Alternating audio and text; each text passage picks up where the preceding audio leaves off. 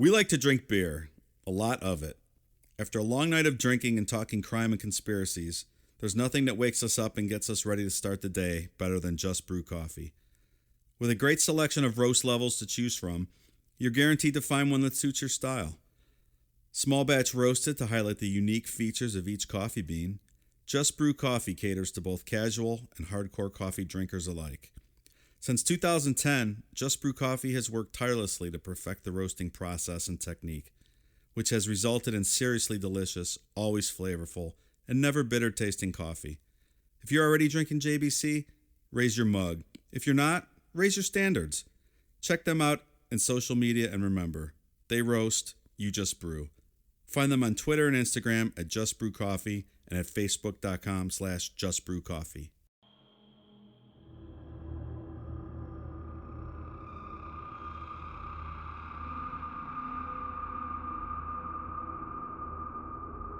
Today we begin a two-part conversation on the Mothman, but before we get into the specifics of the Mothman story itself, we need to explore its origins.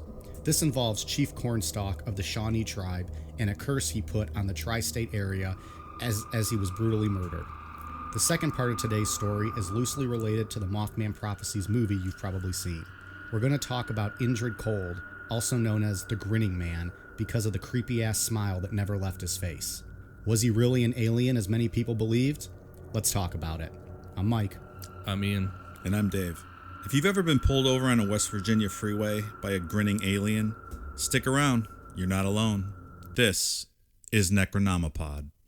And this man stepped out and came directly to me, or came to the truck. He walked to the right-hand side of the truck, and he told me to roll down the window. He asked me to roll down the window on my right-hand side of my truck. And I done what he asked. And this man stood there, and he first asked me what I was called. And I knew he meant my name, and I told him my name. And he asked me, he said, why are you frightened? He said, don't be frightened, we wish you no harm. He said, we mean you no harm, we wish you only happiness. And I told him my name, and when I told him my name, he said he was called Cold. Okay, so today we are going to be discussing the Mothman prophecies, and kind of all the surrounding events around it. It's one of my favorite stories. I find it very creepy, yet very believable. And Ian, I think you believe in this story as well. Yeah, I believe in most of everything that has to do with this story. It's I think it's my first experience with paranormal stuff. I got a hold of the book in either 4th or 5th grade, right? And I read it and it scared the shit out of me. That's very creepy. I don't know why my mom let me read that in like 4th grade, but yeah, it was this is my first dive into paranormal stuff. So I think one of the goals of the show is going to be to convince Mike, the resident skeptic, that all these events are true. Yeah, it's going to be an uphill battle, I think, but we'll see how it goes. Maybe we'll hypnotize you into believing it. I'll keep a clear, open mind. I'll take the facts as presented to me, and we'll make a decision here at the end. My only experience with any of this story, and I know we're going to get into the Mothman a little bit more in detail in episode 2, but I've only seen that Mothman Prophecies movie, which I know, Ian, you'll probably lecture us on a little bit here in a minute, but that's my only experience. And I remember the movie was really creepy. I haven't seen it in years, but I remember when I first watched it being creeped out by it. So I went back and watched it last week in preparation for the show, and it wasn't as good as I remembered it being. Maybe this is a little silly. Maybe it was just a one-hit wonder. Yeah. I mean, I like it, but it's nowhere near to what the real story is. The real story is creepier than the movie. Yeah. And they mashed it all up into one little thing, and the story's huge. I mean, there's so much to the story.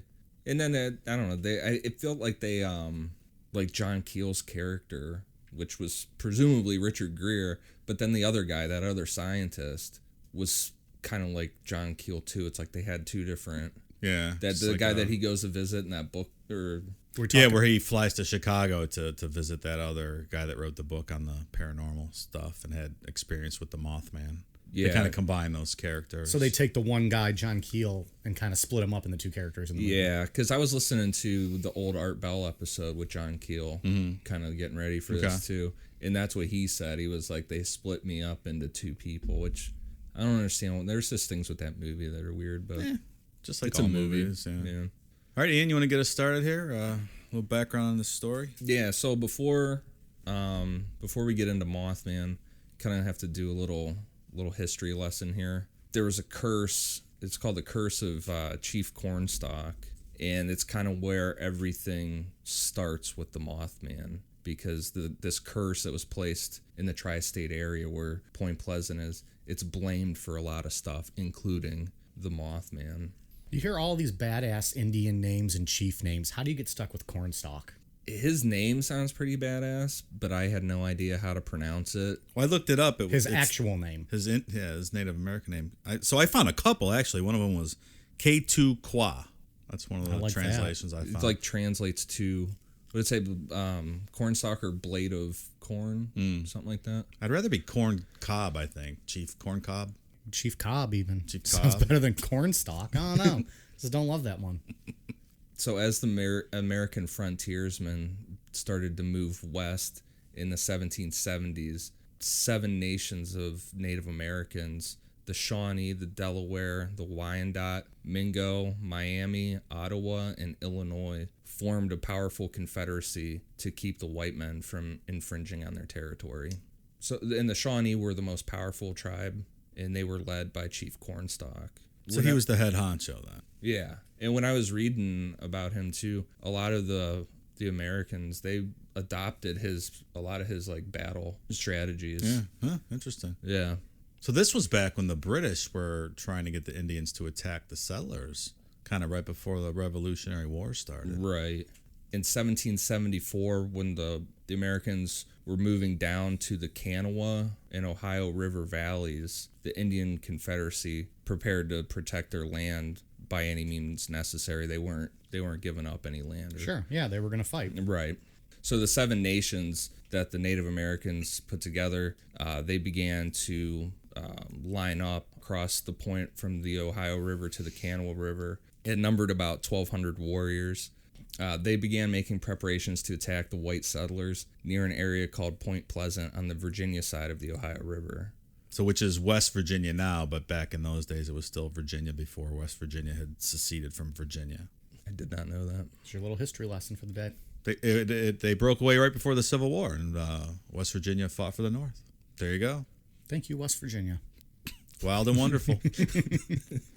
As word reached the colonial military leaders of the Native Americans planning to attack, troops were sent in to face off against the Native Americans.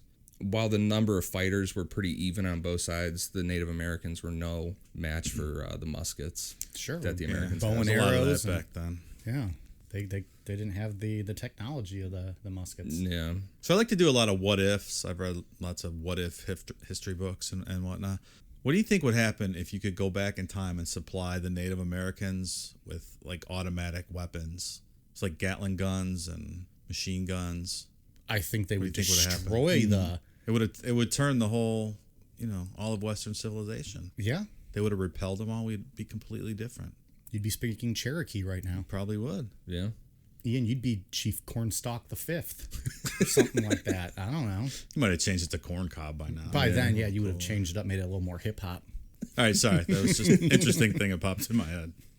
The battle ended with about 140 colonials being killed, with twice that number of Native Americans killed. The tribes retreated westward into an area that's now known as Ohio. And in order to keep them from returning, a fort was constructed at the junction of the Kanawha and Ohio rivers. The colonists constructed a fort Yeah, to keep so that the Indians wouldn't attack again. right. The Native Americans. Eventually, Chief Cornstalk made peace with the colonists, and he went there in 1777 to try to make a treaty with them and let them know that they wanted to have peace. But this is when you were saying earlier, Dave, that the British started trying to coax Native Americans into attacking. Yeah. That was part of their battle plan. Why? What was Cornstalk's motivation with wanting peace? Like, was he just generally a peaceful guy? Yeah, Did he he didn't- he wanted everyone to get along? Why was he not kind of falling into the category of all the other Native Americans? He just didn't want any war. He just was a peaceful guy. He settled with the land that he had, and he was fine with And that. he was happy. Yeah. I just don't think he wanted anybody else to get killed. Sure. With the British trying to get them all fired up and to attack again, the tribes began to line up on the Ohio River again with the intent on attacking the fort. And Cornstalk and Red Hawk, which was a Delaware chief, didn't want any more war, so they went to the fort on November 7th to try and negotiate a treaty before fighting happened again. Like a last-ditch effort to kind of make peace. There was a guy there that was running the fort named Captain Arbuckle, and Cornstalk told him that he was opposed to the war with the colonists, but if the tribes attacked, then they were going to attack too. So they took him, Red Hawk, and an unknown Native American into custody. So the Americans reneged on a deal with the Indians. That's almost unheard of throughout American history. Who'd have thought? They never did anything like that. I feel like Captain Arbuckle missed his calling. With a name like that, how are you not a pirate? How are you not a pirate? Captain Arbuckle. Sails the seven seas. The swashbuckling Arbuckle? Yeah. It's perfect. Yeah. What are you going to do? Said it was a piece of shit. So they took him hostage, but they treated him well. They gave him a decent place to sleep and stuff. You know, it wasn't like they weren't being treated unfair, or like in any shitty living conditions or anything. Yeah, they took care of him. Yeah, the colonists, they believed that they could just keep the other tribes from attacking if they had Cornstalk and Red Hawk. Yeah, they wouldn't risk having their leader killed. Right. Yeah, and so another interesting thing too is I saw that some people think that he was like voluntarily taken captive to try and as a way to keep peace. Yeah, that makes sense. Cornstalk was a wise old man. Yeah. In my head, he's old. I don't know if he's actually old. I don't know what his age would have been at the time. Believe he was in his 50s. I think he was born in 1720, if I remember.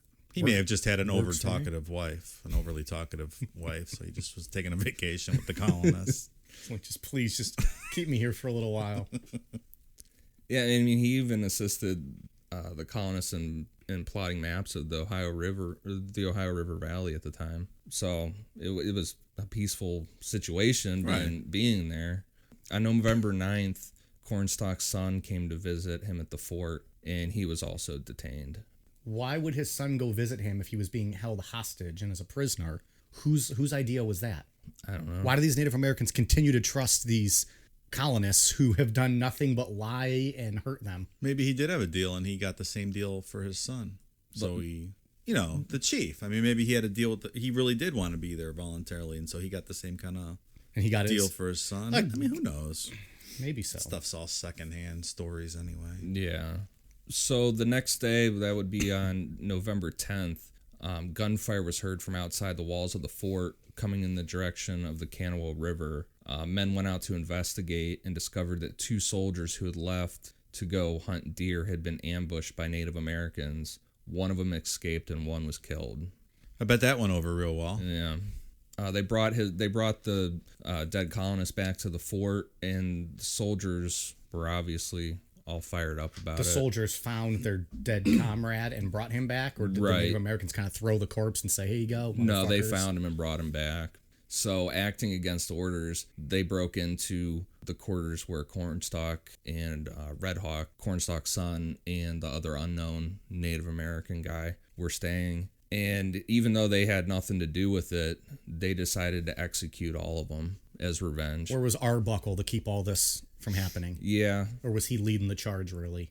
It's unclear. Yeah, I don't know. Well, because I guess it said against orders, so maybe somebody up the chain of command was telling them not to do any damage or hurt anyone, right? Yeah, maybe they had like a... Maybe Arbuckle was changing his eye patch at the time.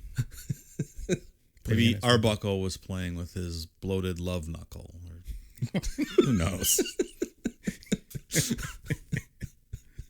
We'll go with that one. That's an old Guar lyric that popped in my head. Either way, Arbuckle was not there to stop them. No. And they said that Cornstalk stood there and super brave and just didn't back down from them. Died with honor. Yeah. But they just opened fire with their muskets.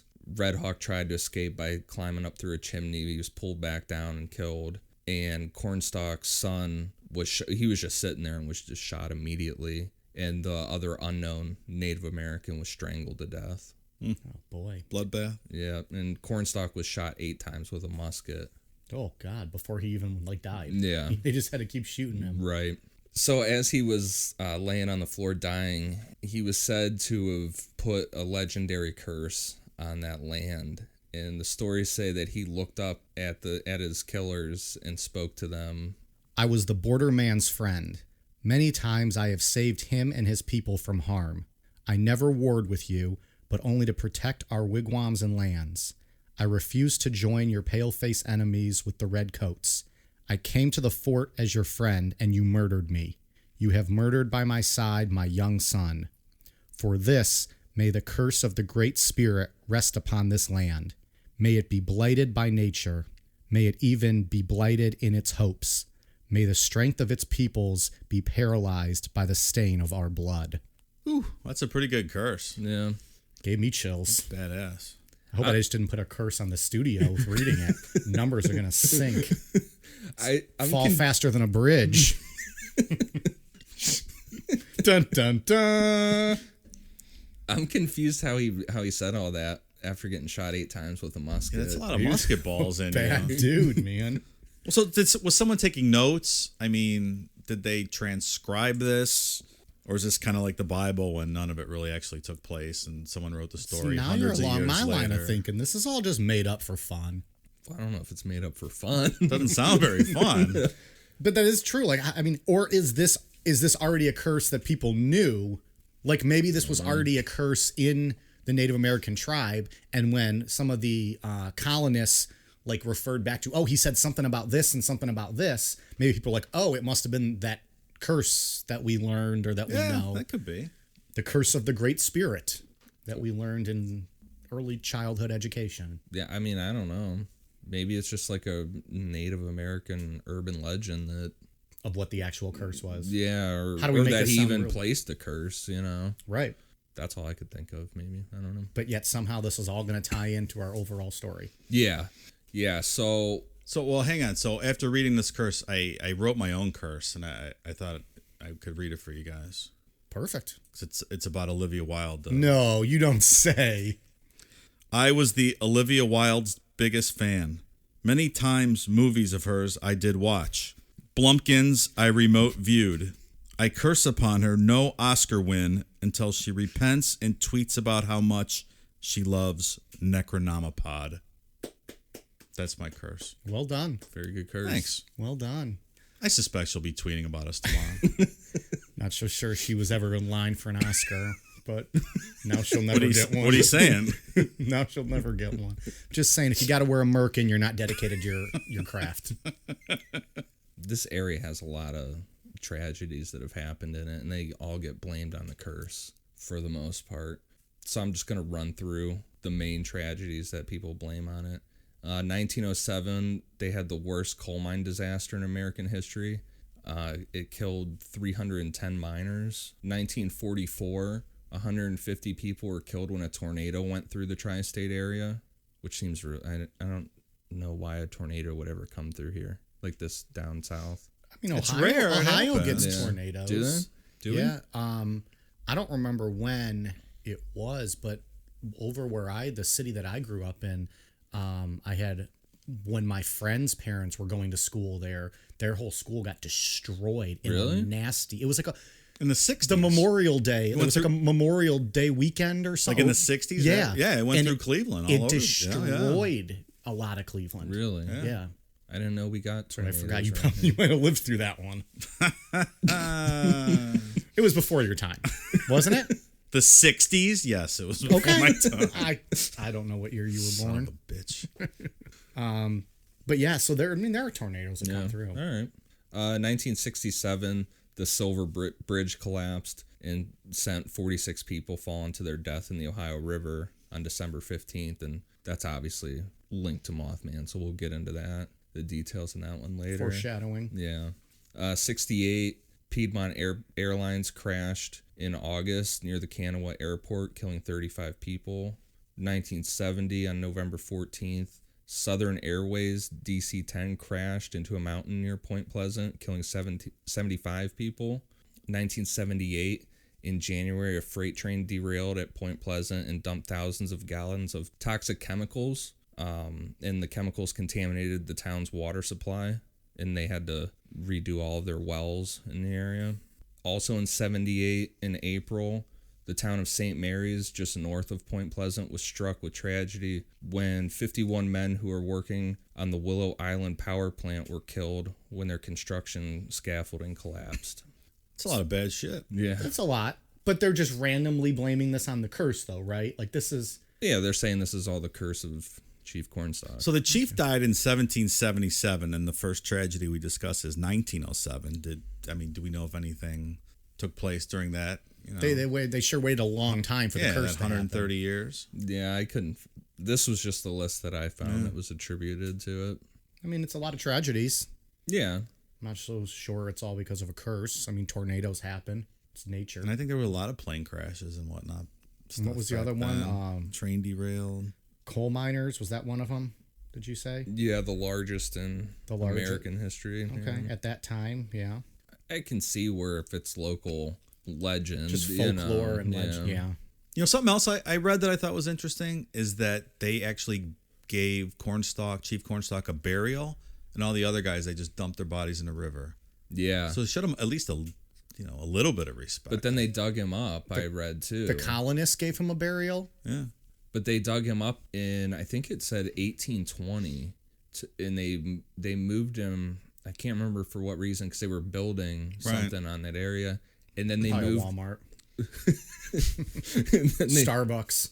And then they moved him again later on. So if you want to go off of like Indian burial grounds, they disturbed him twice. It's like Poltergeist. You just moved the headstones. You left the body. Where is he now? They have his remains put in like, it sounded like this little like metal box kind of thing, and then there's a monument for him. Yeah, the statue's cool. Where? In Point Pleasant. Still there. Okay. Yeah. Just away from the Walmart Starbucks Plaza. Yeah. It's built on now Indian burial grounds. I wonder how far away his monument is from the Mothman statue. Yeah, I don't know. I mean, it's not that big of a place. Yeah. Road trip. Oh, I want to go there real bad. Yeah, I've never been there. I'd go down there. Guys trip. Yep. Instead of strip clubs and bars, we're going to go Mothman and Cornstalk's burial. They have great strip clubs in West Virginia.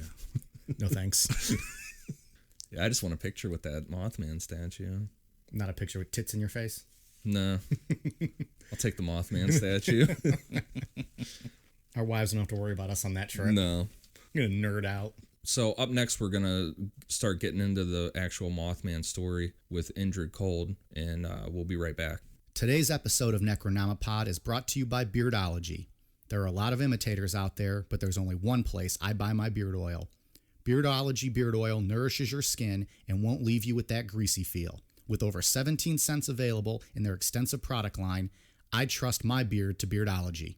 You can find Beardology at beardology.co.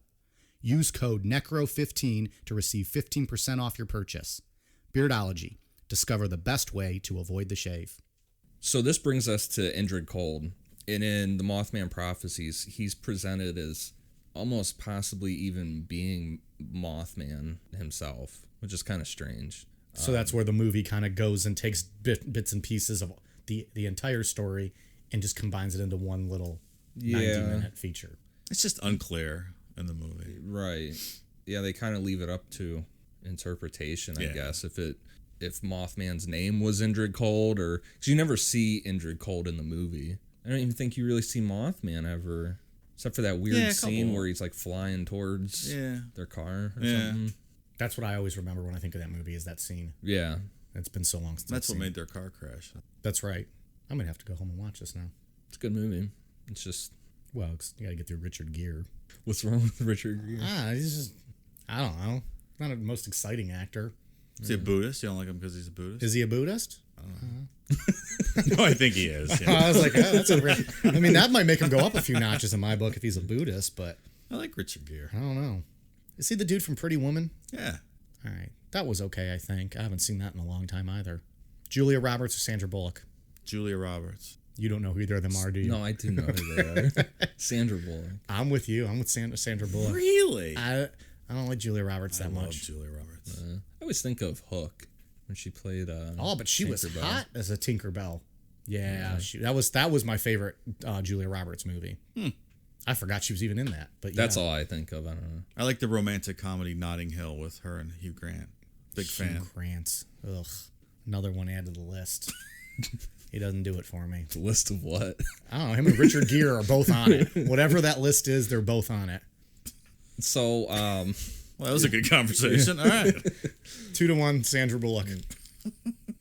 Yeah, and they even allude to that Indrid Cold predicted or helped predict the Silver Bridge collapsing, which isn't accurate either in the book, because Indrid Cold he's covered in the book Mothman Prophecies, but he's not. And that's where the movie came from, was the book. Right, but he's not a huge part of it. He's a really small part of the book. So yeah. And then on part 2, we'll get into who predicted it and how that all went down. But so maybe we should tell everyone who Indrid Cold is. Yeah. They'll be like, what the fuck are you talking about? So the real story of Indrid Cold involved a man named Woodrow Durenberger. That's a mouthful. Yeah, it's a tough name. So I'm just gonna call him Woody from now on. Works for me. Last week Dick, this week Woody. So on November 2nd, 1966, Woody was driving home from his job as a sewing machine salesman for J.C. Penney in Marietta, Ohio, to his farmhouse in Mineral Wells, West Virginia. And he said it was like an overcast evening it was kind of raining, like a misting rain. As he came up on the intersection of I-77 and Route 47, a tractor-trailer truck was tailgating without their lights on. So he pulled off to the side of the road, and then he said that the truck appeared to take flight. Oh, well, that doesn't happen every day. Yeah, and then he said it kind of looked like it rolled over the top of his truck. He didn't feel like it was hitting his truck. No, like it just rolled appeared over top like of it rolled over. Yeah. After looking at it for a little bit, he realized that he was looking at what he said was a charcoal-colored UFO that didn't have any lights on. And then he said that it touched down and then kind of rose back up a little bit and hovered about 10 inches from the road. Right in front of him. Yeah. That would be a bit creepy. A little bit. Yeah, that would be terrifying. He said that a door slid open on the craft and a man stepped out. All right, so at this point, do you turn your car and get the hell out of there, or do you wait to see what happens? Because the curiosity is so big. I don't think it'd be curiosity for me. I think if I didn't leave, it'd be because I was almost frozen with fear. Yeah. That's what I would think. I would just be like stunned and shocked and not capable of being able to get out of there. Yeah. If something rolled over my car, yeah. Because I'm not thinking anything happy thoughts with this. Like I'm thinking, I'm going to die. They're going to kill me. Or I'm going to get abducted, and then I'm going to have to come in here and tell you fucks that I was abducted and your anal probe? everything I believed was wrong, and that they actually did. Yeah, they probed me and got my semen without actually giving me an orgasm, like poor Barney Hill. You got the Barney Hill treatment. Yeah, Under hypnosis. Rode hard and put away wet. Walk of shame. So yeah, no, I think I would be like paralyzed with fear if this legit happened to me. I think that's a good answer. That's probably pretty accurate. Yeah, I'd be super scared. I still want to see that, though.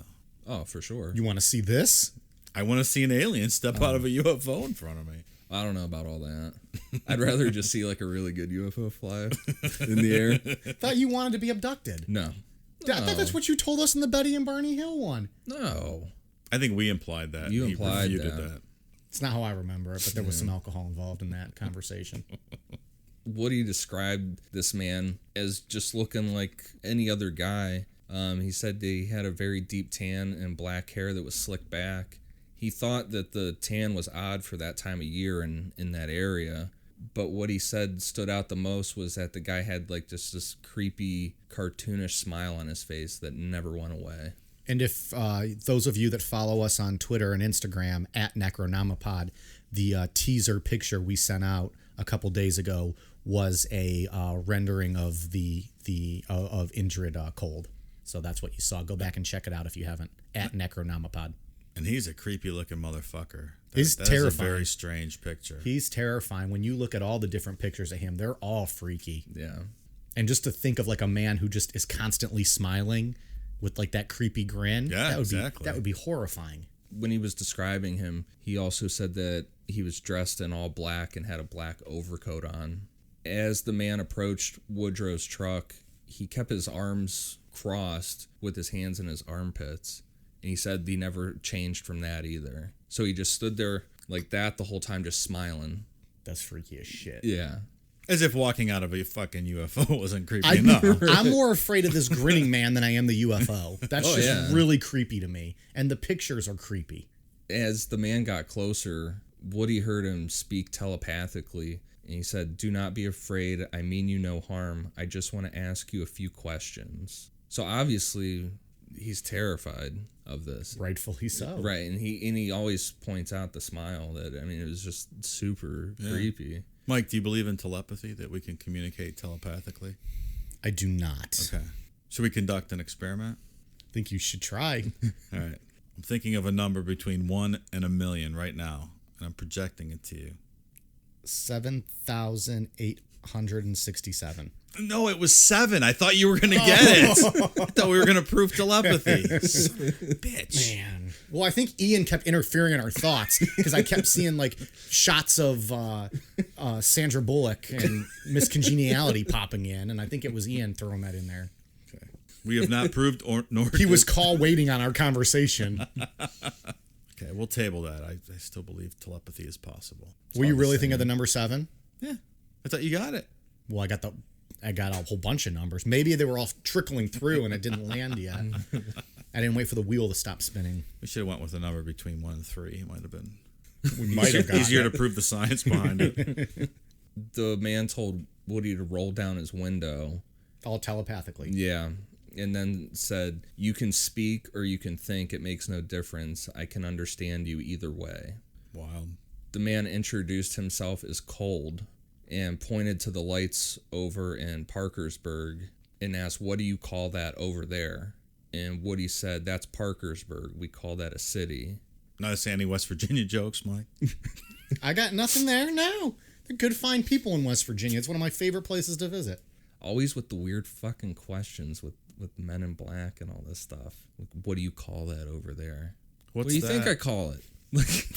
God damn it, it's a city. Cold replied, "Where I come from, we call it a gathering." Maybe he's a juggalo. I never thought of that. Whoop, Maybe whoop. it is. Ooh, we were on to something. Oh, no. Wicked clowns. Before Did I just derail your whole story? you I just blew your derailed mind. me. Mothman prophecies, the Insane Clown Posse. Get this guy a Fago so we can finish the show. It's the new Joker card. Before they continued the conversation, Cold made a really off statement that had nothing to do with the subject of the conversation they were having. But he said, "I come from a place less powerful than yours." What's less powerful than West Virginia? Like Liechtenstein or something? My thought very was strange going. statement. My thought was going more towards you come from a place less powerful, yet you just flew your fucking UFO over here, Right. rolled it over my Right. car, it hovered, and then you got out and you're talking to me telepathically. Right. Like, dude, you're advanced. You're more powerful than us. Maybe he's just trying to make him feel better. I don't know. It's a weird thing to say. Maybe he misread the telepathy. We come from a place more powerful than yours. I will squash you like bug. Maybe so. I don't know. That's just weird. Yeah. Dude's lying. Who's lying? Cold. Oh, They're much more powerful. I thought you said Woody was lying. No, he will be, but not yet. Cold got back on the subject of Parkersburg and asked him, "Do people live there or work there?" And Woody answered, "Yes, people live and work there." And Cold asked him, "Do you work, Mr. Derenberger?" Woody answered, "I'm a salesman. That's what I do. Do you have a job?" And Cold said, "Yes, I'm a searcher." Searcher. We would call that an explorer. What do you think he meant it philosophically or literally? Like, is he searching for answers, or is he out searching the planets for... Probably both. Yeah. Maybe, yeah. They're able to search planets, yet they're less powerful than us. I want to be a point. searcher to go search planets. What do you do? Search planets. Not all heroes pays wear okay. capes. Some just wear smiles. Cold noticed that Woody was really frightened by the whole experience and asked him, "Why are you so frightened? Do not be afraid. We mean you no harm. You will see that we eat and bleed the same as you do. We only wish you happiness." Seems like a nice enough fella. If he would just get the smile off his face. Maybe he can't help that. Yeah. I mean, the only thing I can think of with the smile is that he like thought that that's what humans do when you're happy. Right. You know, Show like a being, pleasant face. Yeah, like being friendly. So just keep the smile always on because you don't have to move your mouth to talk. You think his face got sore? My face gets sore thinking about smiling. Like, little do you know, if you just hold a smile on your face the whole time, you're a fucking creep. That guy, he did not know. Takes just as many muscle movements to smile as it does to frown. Thank you. You're like pop-up video today with these facts. Isn't that one of those inspirational posters that people have Something like that. at their desk? Yeah. I think it takes less muscles To smile and to smile. frown? Like it takes more to frown than it does to smile. So it's like save your energy and smile or That's something it. like that. That's it. Kind of bullshit. You thing must they have put it at up your in office. desk. I wish. Cold also told Woody, "At the proper time, the authorities will be informed of our meeting, and this will be confirmed." And then he leaned down and looked into Woody's truck, and said, "Mr. Durenberger, I thank you for talking to me. We will see you again." The UFO came down. Cold entered the craft, and then Woody said it shot up about 75 feet in the air, flew away at a really high rate of speed. And when Woody got home around 7 p.m., he called the police to report what had happened. I might have kept that to myself. I don't know. Did the police bite on it? Did they like laugh him off? So, how everything is described by John Keel in Mothman Prophecies was that because this was a really small area, everybody knew everyone, the police took everything serious because they were like, they knew people in town. So it's like, I know Woodrow Durenberger, he's a good guy. Right. He's not Why Like would I've he known make- him my whole life. He's not going to make up a story Yeah. like this, that kind of He's stuff. not a drunk. He's not crazy. And we'll get into that too with the first reported sighting of the Mothman. It's pretty much the same thing. It's like, we've known these people our whole lives, you know. This is where Woody makes a mistake. The next day he was on his way to work when he was stopped to do a live TV interview for the WTAP news. And it's like, that was the local Parkersburg news. They grilled him in the interview on everything that he had reported to the police, but he did fine in the TV interview, and it only lasted for like 30 minutes. Is that footage still around? I don't know. I wonder if we can watch that. Dig for that. I'm sure there's somewhere to find it. Yeah. Like an archive or something, how I found the Richard Chase stuff. Maybe we can go to the studios while we're down at the Mothman Museum and pull it up ourselves. So after the news interview was over, he was questioned again by law enforcement, the head of the Wood County Airport, but the big one was he was questioned by representatives from Wright-Patterson, located in Dayton, Ohio. And you know from doing the Roswell test episode, that's where all the fucking Roswell shit went. So they brought all the stuff. Yeah. Yeah. So why the fuck are they there the next day? Why are they? So what do you think his mistake? You said he made a mistake. Talking to the Air Force? Is that the Or mistake? they're just stopping to do this news interview and talk to everybody. Yeah. Because we'll see how his life just kind of took a turn after that. So they must have saw his interview on TV and then just hustled over there. It says that they were there they were there waiting for before him. it happened. Like they got news from the police report, maybe from this airport, and they sent people down there to talk to him. Yeah, who told the airport? Like word got out somehow. Yeah. It's interesting too, because I mean we'll do a Roswell one eventually. So Woody answered all their questions and drew them a picture of the craft he saw, which he said it looked like an old-fashioned kerosene lamp. Have you seen the picture that he drew? No, not that he drew, but what he described it as was kind of like a kerosene lamp. Like it was skinny on the ends and then went into like a ball, and it was on its side. So he said it like rolled. Yeah. Was how it flies. It's an interesting characterization of a craft. Because usually it's just the saucer shape, you know, Yeah, or a that's triangle. I've never heard different. it described that way before. Is that common now, or is this the only ever time This is the only one I can think of that had described been it like described that. that way? That's interesting. Yeah, because everything else is saucer or triangle Mm-hmm. usually. So this is where I was saying that he made a mistake because his life got super stressful.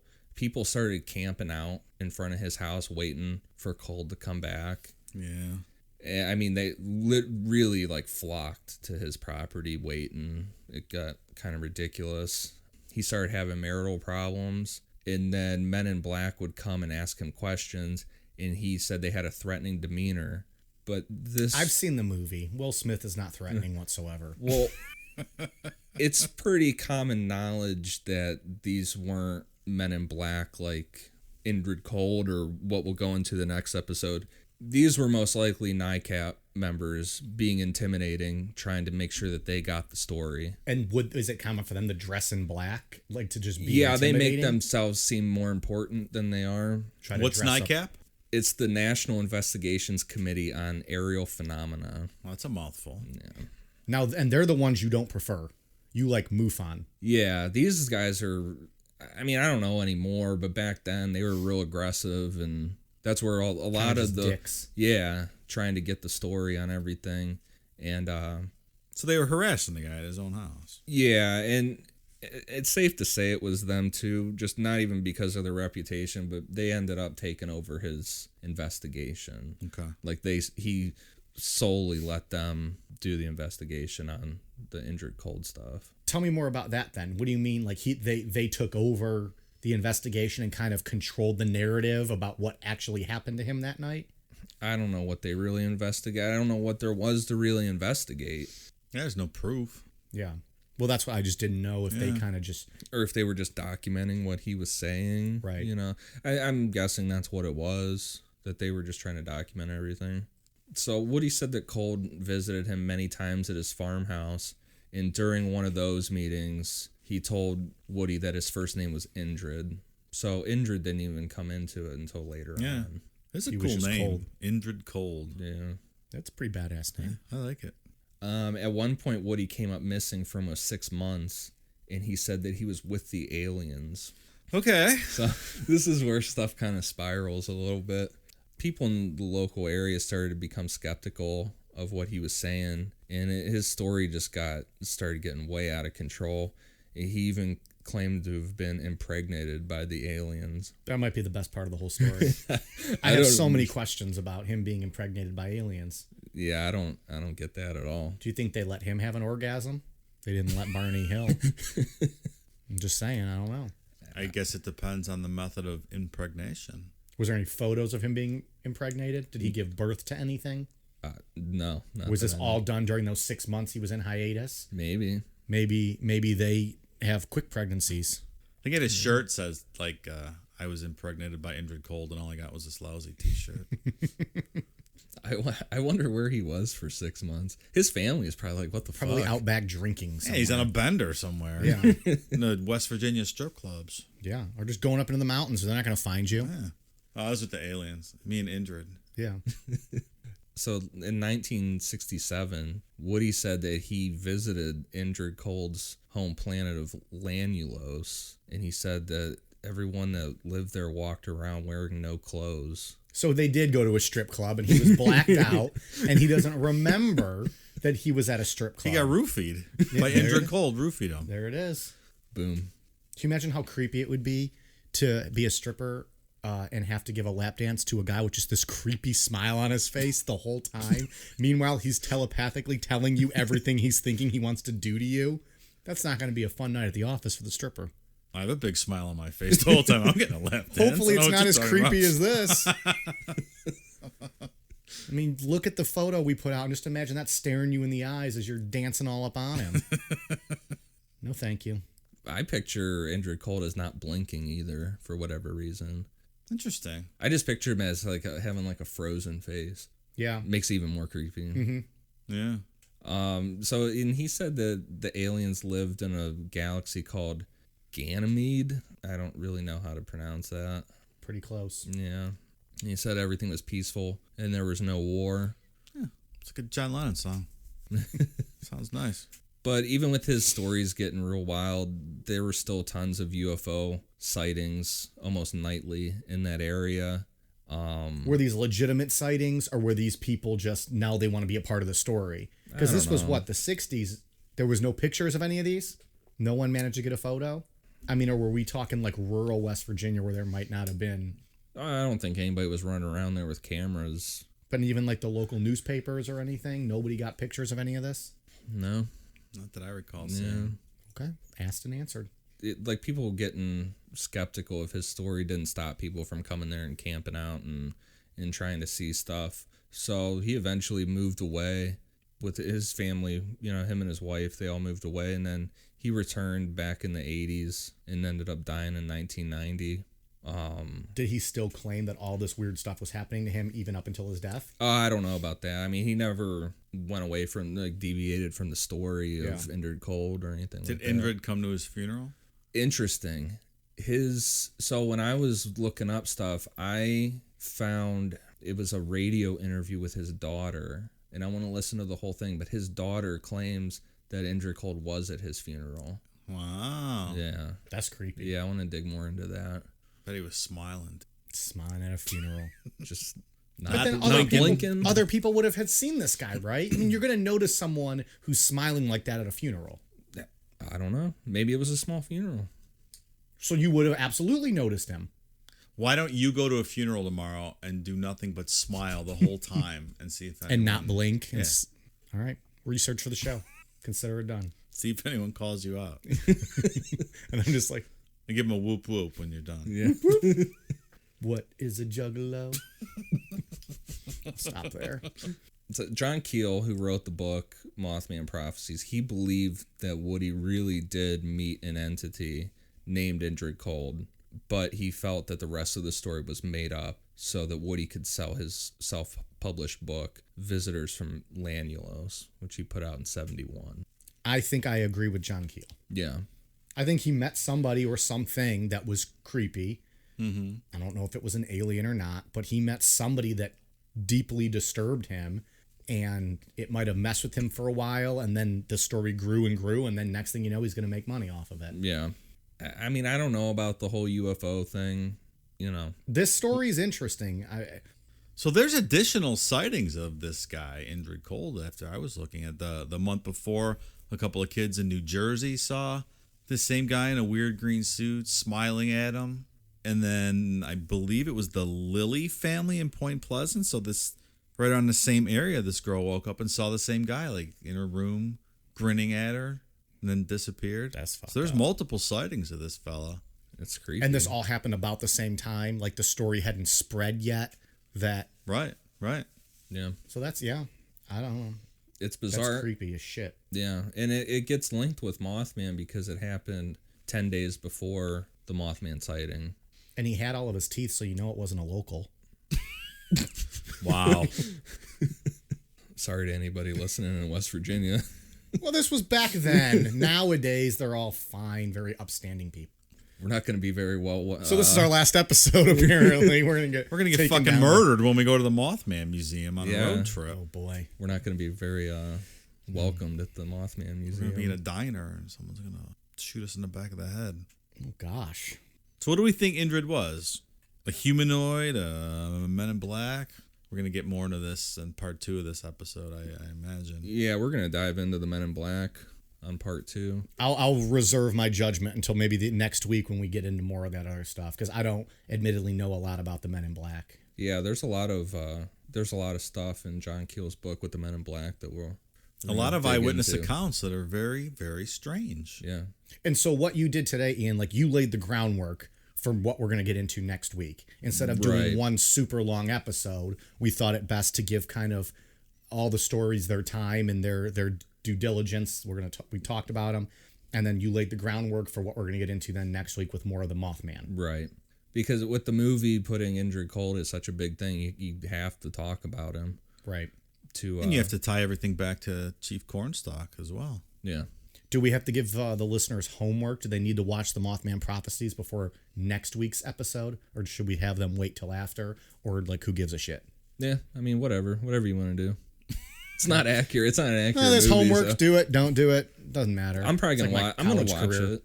I'm gonna watch it again. I want to before. watch it too. I haven't seen it in a while. I think I It's have a it fun on movie. DVD, but I don't know. After hearing this, it makes it a little more creepier now. The actual story is more creepy than the movie.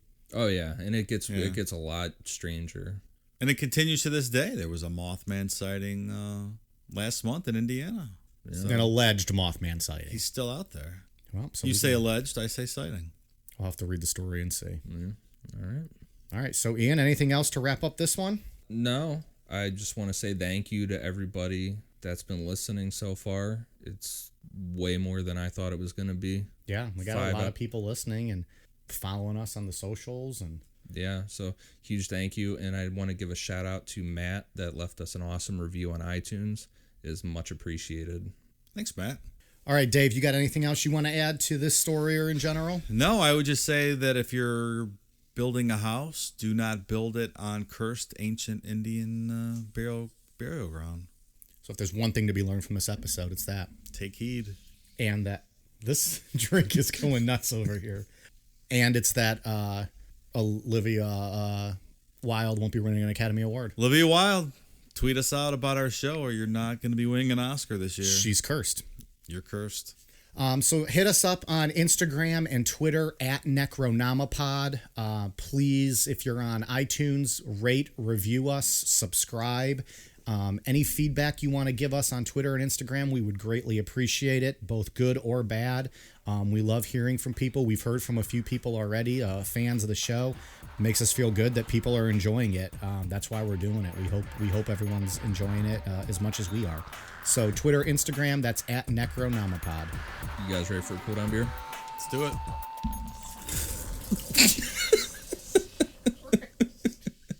So much for that cool down beer. Literally cooled them down because it exploded all over them. That beer exploded all over. So, yeah, I'm ready now that I'm going to smell like a drunk. All right, until next week.